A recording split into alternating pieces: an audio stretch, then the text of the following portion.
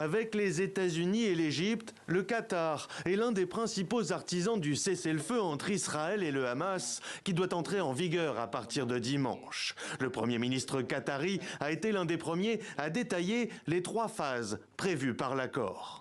Dans la première phase, le Hamas libérera 33 captifs israéliens, dont des femmes civiles et des recrues féminines, ainsi que des enfants, des personnes âgées et des civils malades et blessés, en échange d'un certain nombre de prisonniers palestiniens détenus dans des prisons et centres de détention israéliens. Selon plusieurs sources, c'est près d'1 millier de Palestiniens détenus par Israël qui doivent être libérés. Un échange permis par le retrait de toutes les troupes israéliennes des zones peuplées à l'est et leur positionnement le long de la frontière de Gaza. Voilà qui devrait aussi, selon l'accord, concourir au retour des déplacés et favoriser la livraison d'aide humanitaire partout dans l'enclave. Les 2e et 3e phases seront finalisées pendant cette première étape avec des négociations qui devraient débuter au 16e jour de la trêve.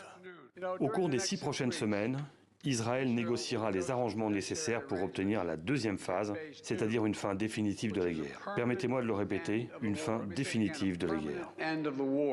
Au cours de la 3e phase, les corps des otages tués seront restitués à leurs familles et un vaste plan de reconstruction de Gaza sera mis en œuvre.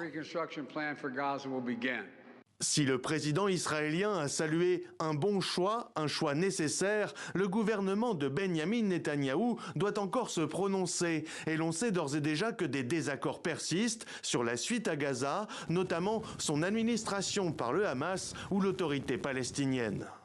Cet accord, lorsqu'il sera signé, approuvé et mis en œuvre, s'accompagnera de moments difficiles, angoissants et extrêmement émouvants.